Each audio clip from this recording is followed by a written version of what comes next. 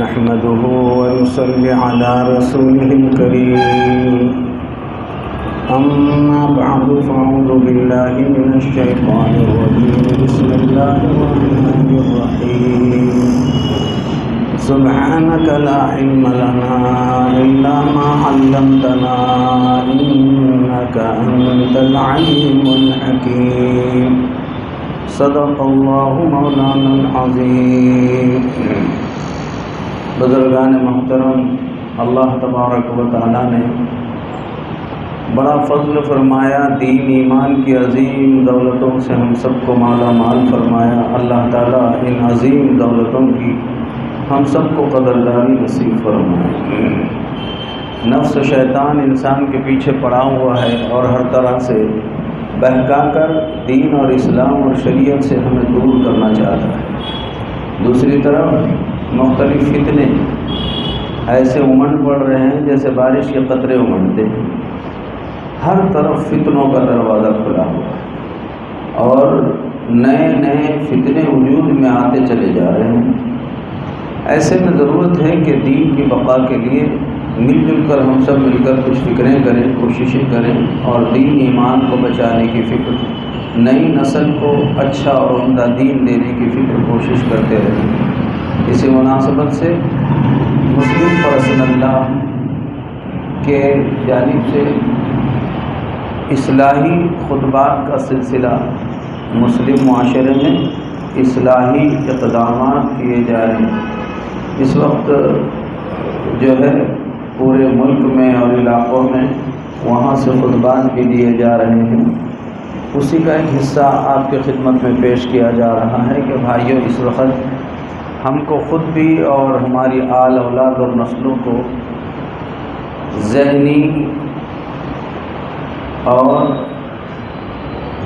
بنیادی طور پر ذہنی اور عقائد کے اعتبار سے ارتداد کے دہانے پر جو ہماری نسلیں پہنچ رہی ہے اس سے بچانے کی فکر کرنا ہے.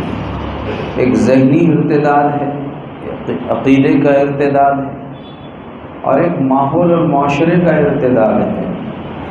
تو ذہنی ارتداد بھی پورے زوروں میں پھیلا ہوا ہے اور عقیدے کا ارتداد یہ آپ اس کے واقعات بھی دیکھتے ہی چلے جا رہے ہیں. پہلے ارتداد کسے کہتے ہیں؟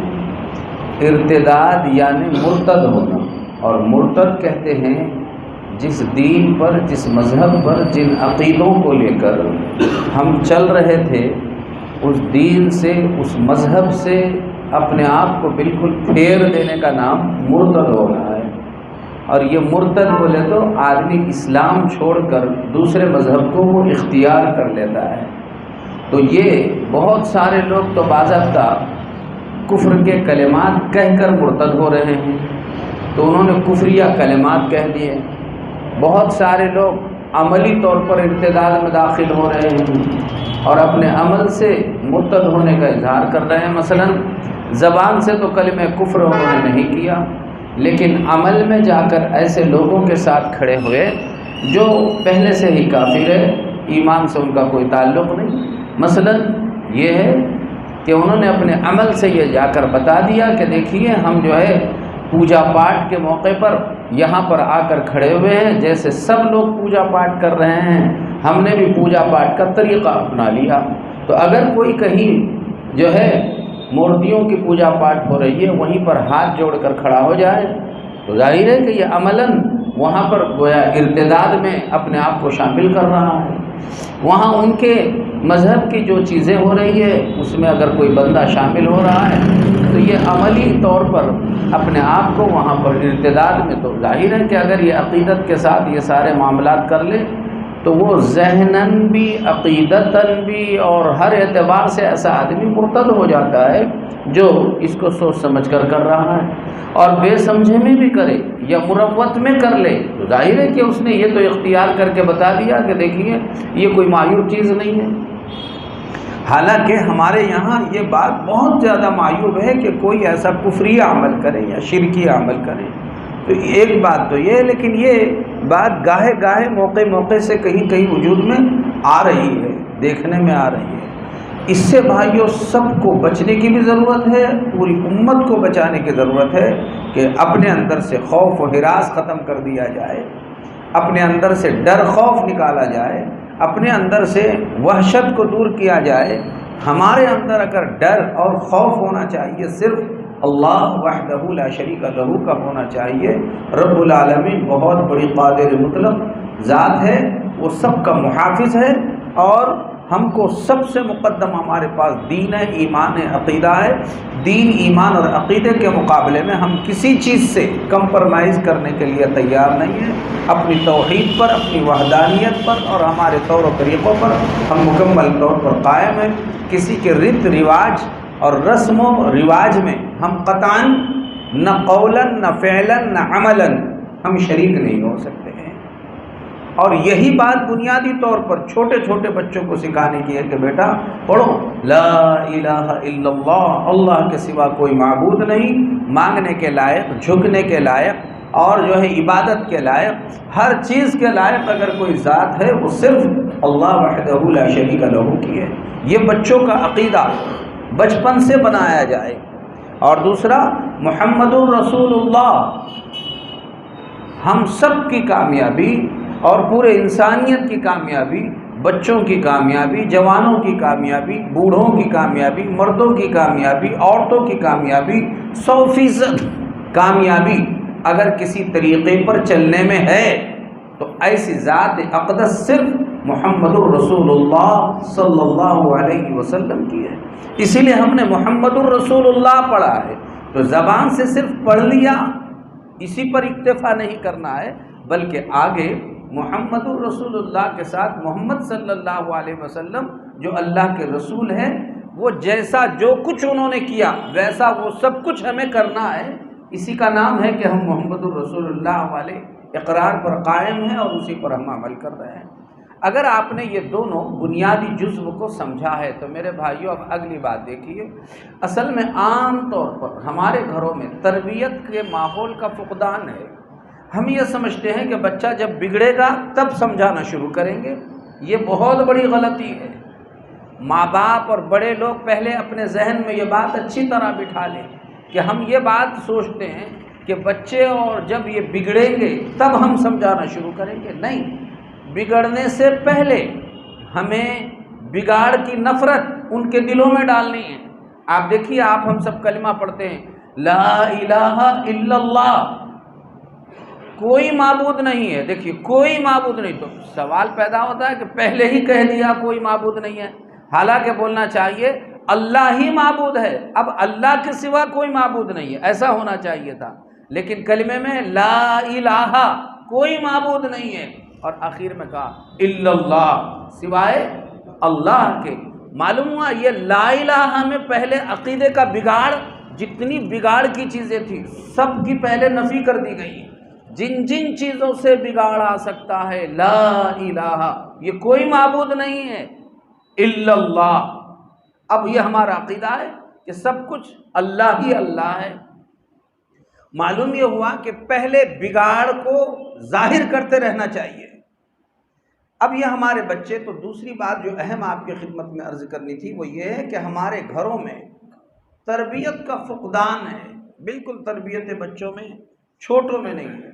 ہم نے ذہنوں میں یہ بات بٹھائی ہے کہ بچوں کو سمجھائیں گے، ان کا بگاڑ دور کریں گے بگڑنے کے بعد، خراب ہونے کے بعد، ہاتھ سے نکلنے کے بعد۔ ہاتھ سے نکلنے کے بعد تو اگر اب ہم سمجھانا شروع کر دیے تو ٹھیک ہے، وہ بھی ایک طریقہ ہے، وہ آخری حد ہے، لیکن اکثر تو وہاں پر بغاوت پر اترتی ہے اولاد۔ ہمیں کب سے سکھانا شروع کرنا چاہیے؟ اللہ کے پیارے حبیب صلی اللہ علیہ وسلم نے اس کی ترتیبات بتائی، دھیان سے سمجھو بھائیو۔ ہم اپنے بچوں کا رہن سہن، آج دیکھیے نا سماجی بگاڑ، معاشرتی بگاڑ کتنا آ گیا ہے۔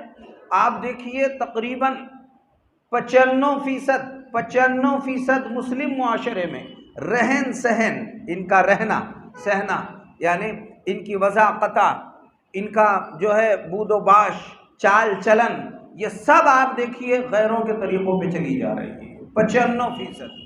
کپڑوں کا حال دیکھیے، کیا کپڑے بنے ہوئے ہیں، آج ایک عام وبا بنی ہوئی ہے، بس وہ بنین ٹائپ انہوں نے کرتے شروع کر دیے، قمیص شروع کیے، اور پاجامے تو بس اللہ ہی حافظ ہے ایسے ایسے پہن رہے ہیں، اور پھر اس پہ اگر کوئی بہت ہی اچھی پہن لی ہے تو وہ دنیا میں بتانے کے لیے یہ گھٹنے پھٹے ہوئے، کہیں کہیں پھٹے ہوئے وہ جنسی پینٹ آ گئی ہے، اور وہ ٹی شرٹ پہن رہے ہیں، اور اچھے اچھے گھرانوں میں پہن رہے ہیں۔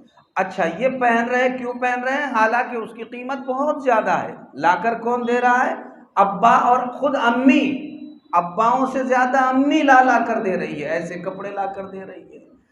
تو اب یہ جس عمر میں یہ بڑھتے بڑھتے چلے جا رہے ہیں، جتنے نئے فیشن ہے، فیشن نکالنے والوں کے گھروں میں اتنے فیشن نہیں جتنے مسلمانوں کے گھروں میں داخل ہو گئے۔ معاشرتی بگاڑ ہمارے اندر۔ اصل بات یہ ہے کہ بھائیو اب بگڑنے کے بعد اگر آپ سدھارنا چاہیں بہت مشکل ہو جاتا ہے۔ اس لیے پہلے سے ہی بیٹا دیکھو، بچے جب پیدا ہو جائے بھائیو تو تب سے ہی ہمارے بچوں کے ساتھ جو لباس ہونا چاہیے سیدھا سادہ، ایسے اسی وقت سے ہم یہ سوچیں کہ خالی چڈی بنیانوں پر ہم اکتفا نہیں کریں گے۔ ہمارے بچے کے لیے جب ہم نے سیدھے کان میں اذان کہی، بائیں کان میں اقامت کہی، تو اب یہ صرف اسی پر بات ختم نہیں ہوئی، عقیقہ کر دیا تو بات ختم نہیں ہوئی۔ ٹھیک ہے، آپ نے ایک بہت اہم کام، ابھی سے بگاڑ دور کرو، اور بگاڑ دور کیا کرو کہ آپ نے جب بچوں کو کپڑے پہنائے تو آپ ایسے کپڑے مت پہنائیے۔ اللہ کے رسول صلی اللہ علیہ وسلم نے ہمیں لباس کی حدود بتائی ہے کہ لباس کیسے ہونے چاہیے، اس میں بطور خاص یہ بات بتائی گئی ہے کہ ایسا لباس خود پہنو اور اپنی آل اولاد کو پہناؤ جو لباس غیر قوموں کے، عیسائیوں کے، یہودیوں کے، مشرکین کے، کافرین کے مشابہ نہیں ہونا چاہیے، ان کے جیسا نہیں ہونا چاہیے، نہ مردوں کا، نہ عورتوں کا، نہ جوانوں کا، نہ بوڑھوں کا، نہ بچوں کا۔ ہمارے بچے ممتاز نظر آئیں کہ یہ بچے کن کے ہیں؟ یہ مسلمانوں کے ہیں۔ یہ ایسے کیوں نظر آ رہے ہیں؟ یہ کسی اور قوم کے تعلق رکھنے والے ہیں۔ بچوں میں بھی امتیاز۔ آپ جب بچوں کو بچپنے میں یہ غیر طور طریقوں کے اطوار کی نفرت دلائیں گے تو یہ بچے بڑے ہونے کے بعد پھر وہ لباس کو پسند نہیں کریں گے، وہ بولیں گے پہلے سے ہی ہم یہ پہنتے آئے ہیں۔ لیکن ہم نے کیا کیا، 5 سال تک یہ سمجھے یہ بچے ہیں، 5 سال سے 15 سال تک عام طور پر لوگ یہ کہتے ہیں یہ بچے ہیں، ان کا بچپنا ہے، اس لیے جو پہننے دو، جیسا رہنے دو، جیسے بال بنائے بنانے دو۔ اب 15 سال کے بعد تو ان کے اندر شعور بیدار ہوتا ہے، تو وہ کہتے ہیں جن ماں باپوں نے 15 سال تک ہماری ذہن سازی یہ گندے معاشرے کی طرح کی ہے، تو اب جب ہم اللہ رسول کو منہ بتانے کے لائق اور قابل بننے کی عمر میں پہنچ رہے ہیں تو پھر اب ہم کو ایسے عمر میں دوسرے طریقوں کو اپنانے کی کیا ضرورت ہے؟ یعنی اللہ رسول کے طریقوں کو کیا اپنانے کی ضرورت ہے؟ سارے لوگ کیسے رہ رہے ہیں؟ میرے دوست سب ٹی شرٹ میں ہے، جنسی پینٹ میں ہے، بالوں کی کٹنگ فیشن کے انداز میں کی ہوئی ہے، میں ہی کیوں ایسا سادہ سیدھا لباس اپناؤں؟ تو وہاں اس کی غیرت جاگ اٹھتی ہے، اور پھر وہ اپنی ماں کا بھی اور باپ کا بھی باغی بن جاتا ہے، ماننے کے لیے تیار نہیں ہوتا ہے۔ جس ماں نے جس باپ نے اس کو معاشرتی ماحول میں ڈھالا اور شریعت اور سنت میں نہیں ڈھالا، تو وہ بچے اب اس عمر میں بگاڑ کا ذریعہ بن رہے ہیں۔ تو وہاں روک ٹوک نہیں ہو رہی، حتیٰ کہ لڑکیوں کو تک، آپ لڑکیوں کو دیکھیے جنسی پینٹ مائیں لا کر دے رہی ہے، ٹی شرٹ مائیں لا کر دے رہی ہے۔ ماں کا اس وقت ذمہ داری ہے کہ بیٹا دیکھو یہ تم جو کپڑے پہن رہے ہیں، یہاں اپنے گھر میں ہر طرح کے لوگ آتے جاتے رہتے ہیں، تم چھوٹے ہیں، ان کے سامنے تمہیں بیٹھنا پڑتا ہے، تو یہ تمہارے یہ جو کٹ لباس ہے، آستین کٹی ہوئی ہے اور اس طرح سے یہ تمہاری وضاحت ہے، بیٹا یہ غیر شرعی ہے، تمہیں یہ کپڑے نہیں پہننا چاہیے۔ ماں اسے جب روک ٹوک کرتی رہے گی تو یہ بچیاں جب بڑی بنے گی تو یہ کبھی بھی غیر اسلامی لباس کو پسند نہیں کرے گی اور اس کے جیسا رہنے کو پسند نہیں کریں گی۔ لیکن وہ دیکھتی ہے کہ کبھی ماں نے مجھے اس پر روک ٹوک نہیں کی، روک ٹوک تو کیا کرتی، وہ دیکھ رہی ہے کہ میری ماں مجھ سے زیادہ بدتر طریقوں پہ رہ رہی ہے، سارا غیروں کا لباس تو ماں میں ہے، بڑی بڑی بہنوں میں ہے، گھر کے سارے ماحول میں ہے، اب مجھ بچی پر ہی کیوں ظلم کیا جا رہا ہے یا اکیلی کو دبایا جا رہا ہے؟ اپنے گھر کا سارا ماحول درست کرنے کے ذمہ دار بھائیوں ماں اور باپ ہے۔ اور ایک میں بہت اہم جملہ آپ کو بتانا چاہتا ہوں، اس کے طرف توجہ آپ دیجئے کہ اس وقت ہم ماحول میں صرف اپنے بچوں کو کھلانے پلانے میں یوں دوسرے جملے میں بول سکتے ہیں آپ تھوڑی بہت پرورش کر رہے ہیں۔ ماں باپ اس وقت اپنے بچوں کی پرورش تو کر رہے ہیں، تربیت نہیں کر رہے ہیں۔ پرورش کا مطلب یہ ہے کہ بھائی دیکھو بیٹا، کھانا کھاؤ، کھانا نہیں کھایا کیا، چلو تمہارا ٹفن تیار کر کے دے دیتے ہیں، اسکول کی تیاری کرو، بس کسی بھی طرح سے کھانا بنا دیا۔ اب کھانا بنا دیا، کپڑے پہنو، کیسے، کوئی مسئلہ نہیں ہے، بس پہننا سکھا دیا کہ سطر ڈھکا ہوا تمہارا رہے، کیسا رہے، یہودیوں کے طریقوں پہ رہے، عیسائیوں کے رہے، مشرکین کے رہے، آوارہ پھرنے والی لڑکیوں کی طرح سے رہے، اس سے ہمیں کوئی لین دین نہیں ہے، بس پہنو اور باہر چلے جاؤ۔ اسے بولیں گے بہت سے بہت آپ نے گویا پرورش کی۔ تو پرورش، ایسا پرورش کہ کھانے کو لا کر دینا، آپ کو معلوم ہے پرندوں کو بھی کھلا رہے ہیں، کتے بلیاں اپنے بچوں کو بھی، کتوں کو بچوں کو کھلا رہی ہیں، بلیاں بلیوں کو کھلا رہی ہیں، بدتر جانور سب ایک دوسرے کا خیال کر رہے ہیں۔ تو اگر آپ نے صرف کھانے پینے کا ٹائم پر چاہے کیسے ہی کھاؤ، کیسے ہی پہنو، کیسے ہی رہو، اگر ہم نے کیا تو جانور ہم سے اچھے ہیں، وہ ہم سے بہترین قسم کا کھانا کھلا رہے ہیں، ہم سے اچھی جگہ اپنے بچوں کو رکھ رہے ہیں، ہم سے اچھے انداز میں پرورش کر رہے ہیں۔ اگر ہم بھی یہی کیا تو ہم نے کمال کیا۔ اور پھر یہی طریقہ آپ ہندوؤں میں دیکھیے، ان کی مائیں بھی تو یہی کہتی ہیں کہ بس قطع نظر اس سے کہ کیسے پہن رہے، کیسے اوڑھ رہے ہیں، یہودی یہی کر رہے ہیں، عیسائی یہی کر رہے ہیں۔ اگر مسلمانوں نے بھی یہی کیا تو جانوروں میں، انسانوں میں، غیر اقوام میں اور مسلمانوں میں خط امتیاز کیا باقی رہا؟ خط امتیاز یعنی دونوں میں فرق اور امتیاز یہ ہے کہ ماؤں کا کام یہ ہے کہ بیٹا یہ ایسا کھانا ہمارا طریقہ نہیں ہے، ایسا پینا ہمارا طریقہ نہیں ہے، ایسا پہننا ہمارا طریقہ نہیں ہے، ایسا سونا ہمارا طریقہ نہیں ہے، ایسا رہنا ہمارا طریقہ نہیں ہے۔ امی پھر یہ ہمارا نہیں تو ہمارا کیا ہے؟ بیٹا ہمارا طریقہ یہ ہے۔ اپنے پیارے پیغمبر صلی اللہ علیہ وسلم جب کھانا کھاتے تھے تو کھانا ایسا کھایا کرتے تھے، آپ دو زانوں ایک زانوں اکڑو بیٹھ کر کھاتے تھے، بیٹا ابھی سے اسی کی مشق کرو، بسم اللہ، دونوں ہاتھ دھو کر کھاتے تھے، اپنے سامنے سے کھاتے تھے، بسم اللہ پڑھ کر کھاتے تھے، گرا ہوا لقمہ اٹھا کر کھا لیا کرتے تھے۔ بیٹا آپ کھاؤ ایسا، اسے بولتے ہیں تربیت۔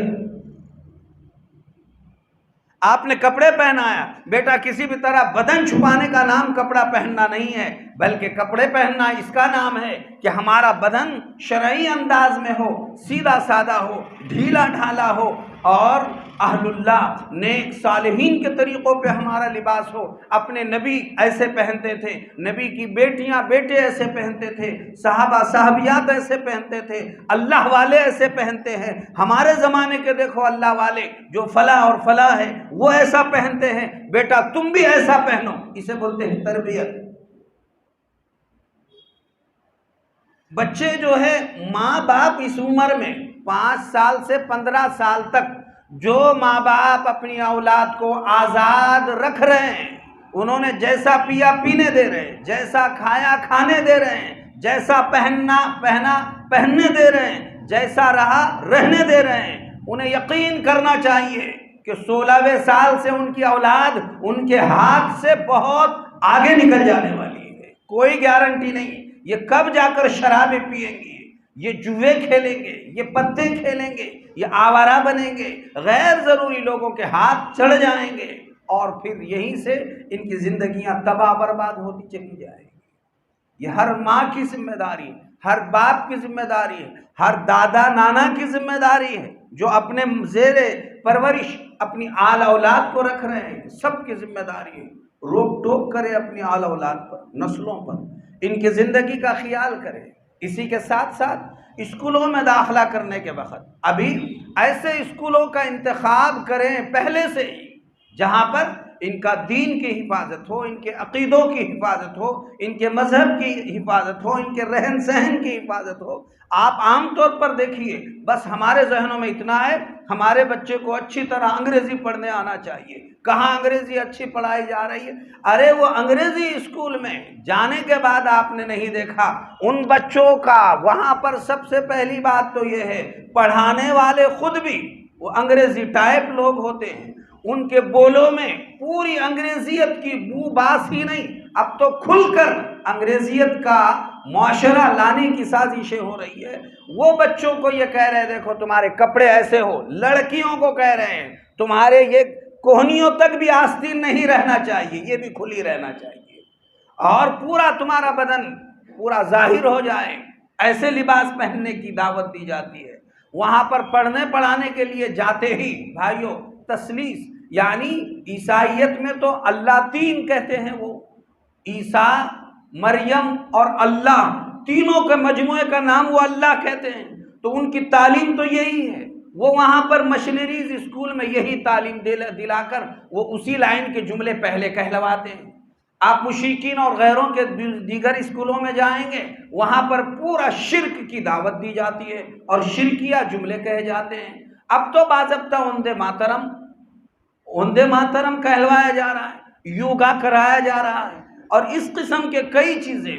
اور سرسوتی انہوں نے ان کی باضابطہ ایک خاص طور پر دیوی کا نام ہے جس سے ان کا یہ ذہن ہے کہ علم دینے والی یہ دیوی ہے، لہٰذا اس کا نام سب لو. تو ایسے نام کہلوائے جاتے ہیں. کئی معصوم بچے ابھی ان کے ابا کو بھی پتہ نہیں، اماں کو بھی پتہ نہیں، گھر والوں کو پتہ نہیں کہ یہ جملے یہ کیا کہہ رہے ہیں، اور وہ جملے ان کے گھروں میں کہہ رہے ہیں تو دوسرے بچے بھی وہی بکنا شروع کر رہے ہیں. ہمارے بچوں کا ذہن، دماغ، عقیدہ ایسے اسکولوں میں بگڑتا جا رہا ہے. بھائیوں اگر ایسی تعلیم اپنے بچوں کو مل رہی ہے، ہمارے بچے پھر یہ تعلیم نہیں، یہ جہالت ہے جس سے اس کا دین، ایمان اور عقیدہ بگڑ رہا ہے، خراب ہو رہا ہے. ہر باپ کی ذمہ داری ہے 1 مرتبہ نہیں 100 مرتبہ جانچ پڑتال کرے. کبھی کبھار وہاں پر وہ جب ابتدا میں کھڑے ہو جاتے ہیں بچے وہاں پر مدرسہ شروع ہونے کے وقت جا کر نگرانی کریں کہ کیا کیا سکھایا جاتا ہے اور پوری معلومات حاصل کریں کہ یہاں پر بچوں کو کیا پڑھایا جا رہا ہے. معلومات ہونا چاہیے اس کے سبجیکٹ کیا ہے اور وہاں پر کس قسم کی باتیں بچوں کو سکھائی جاتی ہے. ہر ماں باپ نے اس پر غور کرنا چاہیے. بچوں سے گاہے پوچھنا چاہیے کہ بیٹا تم کو وہاں پر ابتدا میں کھڑے ہو کر کیا پڑھایا جاتا ہے، سب بچوں کو اجتماعی طور پر کیا تعلیم دی جاتی ہے، بولے جانے والے الفاظ اور جملے کیا کیا ہوتے ہیں. اور پھر یہ جملے اہل علم سے، جانکار لوگوں سے پوچھے کہ کہیں اس میں شرک تو نہیں ہے، تثلیث کی تعلیم تو نہیں ہے، دین عقیدوں میں بگاڑ پیدا کرنے والی تعلیم تو نہیں ہے. اگر ایسا ہے آپ بالکل اپنے بچے کو ایسے اسکولوں سے علیحدہ کیجئے. بھائیو یہی وقت ان کے دین، مذہب، عقیدے، ایمان بچانے کا ہے. اگر آپ نے ایسا نہیں کیا تو کوئی بعید نہیں ہے یہ بڑی عمر میں ہو کر کب مرتد ہو جائے گا پتہ بھی نہیں چلنے والا. آج وقت ہے خاص طور پر اپنی بیٹیوں کے بارے میں. آج سب نے یہی سوچا ہے، سارے لوگوں نے بس یہ کہہ رہے ہیں یہ دیکھو غریب غربت بہت زیادہ پھیل رہی ہے. بڑی لڑکیوں کے بارے میں غربت بہت پھیل رہی ہے. غربت کی وجہ سے مسلمان لڑکیاں دوسرے سماج میں شادیاں کر رہی ہے، بھاگ جا رہی ہے اور مذہب بدل رہی ہے، مرتد ہو رہی ہے. بھائیو پہلے اچھی طرح سمجھیے یہ بات کوئی ڈھکی چھپی نہیں ہے اور ایسی بات باہر لانے کی ضرورت ہے. اس وقت جہاں غربت اس کی وجہ بنی ہوئی ہے، اعلیٰ تعلیم بھی اس کی بہت بڑی وجہ بنی ہوئی ہے. اعلیٰ تعلیم میں بڑے لوگ اپنے بیٹیوں کو چھپانے کے خاطر یہ ساری ذمہ داری غریبوں پر لا کر ڈال رہے ہیں. یہ اچھی طرح سارے دنیا میں اللہ کرے میرا پیغام پہنچ جائے اور یہ بات بڑے لوگ اچھی طرح سمجھے کہ بھائیو اعلیٰ تعلیم ہی سب کچھ ہماری نہیں ہے. ایسے کالجز کا مکمل جائزہ لیا جائے جہاں پر ہمارے بچے بچیاں جا کر پڑھتی ہے. آپ کی لڑکی ہے، جوان ہو چکی ہے، وہ 15 سال سے 18 سال 20 سال کی عمر کی ہے اور وہ جا کر کالج میں اگر اس کے بازو میں کوئی نامحرم لڑکا بیٹھا ہوا ہے تو اسے بولتے ہیں مخلوط تعلیم. اب وہاں لڑکی اور لڑکا بیٹھے ہوئے دن میں 8 گھنٹے انہیں پڑھتے بیٹھنا ہے، سال بھر کا ان کا یہ ماحول ہے. تو کیوں ان کی آپس میں دوستی نہیں ہوگی؟ اور جب دوستی ہوگی تو دوستی میں پھر آپ ہی اندازہ لگائیے کیا نہیں ہوگا. یہی تو سب ہو رہا ہے. اس وجہ سے ضرورت اس کی ہے کہ آپ پہلے چھان بین کریں کہ وہاں پر مخلوط تعلیم نہ ہو. اگر مخلوق تعلیم ہے کہ میری بیٹی کسی نامحرم لڑکے کے بازو میں بیٹھ رہی ہے، مانا کہ وہ نیٹ کا امتحان دے رہی ہے، پڑھ رہی ہے، بہت ڈاکٹری کر رہی ہے، انجینئرنگ کر رہی ہے، سب اپنی جگہ پر ہے، لیکن اگر وہ کسی نامحرم کے بازو میں بیٹھ کر اگر پڑھ رہی ہے تو ممکن نہیں ہے کہ اس کا دل، دماغ، ذہن، عقیدہ بگڑے گا نہیں، بول کے یہ ایسا ہو نہیں سکتا ہے۔ شیطان بھائیو ایسا نہیں ہے، آپ یہ مت دیکھیے کہ بہت نمازی ہے میری بیٹی اور بہت نمازی ہے میرا بیٹا، یہ دور تو اس بات کی دعوت دے رہا ہے کہ اپنے بیٹے ہو کے بیٹیاں ہو۔ میں تو صاف الفاظ میں یہ بات کہنا چاہتا ہوں بھائیو، اس وقت بیٹا بیٹی میرے بہت 5 وقت کے نمازی ہے، تہجد گزار ہے، صوم و صلات کے پابند ہے، وہ نمازی ہے، صوم و صلات کے پابند ہے، تہجد گزار صحیح، وہ فرشتہ نہیں ہے، وہ فرشتہ نہیں ہے۔ شیطان ان کے خون میں بھی ایسا ہی دوڑتا ہے جیسا بدن میں خون دوڑتا ہے، حدیث میں ہے الشیطان یجری، شیطان ایسا دوڑتا ہے کمجری دم، جیسا بدن میں خون دوڑتا ہے، یہ حدیث میں ہے، حدیث میں ہے۔ اس لیے میرے بھائیوں وقت کا اہم تقاضا ہے، اپنے ہاتھ سے باغ ڈور چھوٹنے سے پہلے باغ ڈور ذرا اچھی مضبوط کر کے لے لینے کی ضرورت ہے۔ بہت ایسے واقعات یہ اس لیے آ رہے ہیں، ایسے کالجز میں اپنے بچوں کو قطعاً نہ بھیجیں جہاں مخلوط تعلیم ہوتی ہے، اچھے کالجز کا انتخاب کریں۔ ابھی کئی کالج ایسے سننے میں آئے ہیں وہاں پر، بلکہ یہ جہاں کوچنگ کلاسیں ہو رہی ہیں، بچیاں اس میں اگر نیٹ میں کامیاب ہو گئی تو جشن منا رہی ہے، نوجوان بچیاں ناچ رہی ہیں، ناچتے ہوئے دیکھا جا رہا ہے۔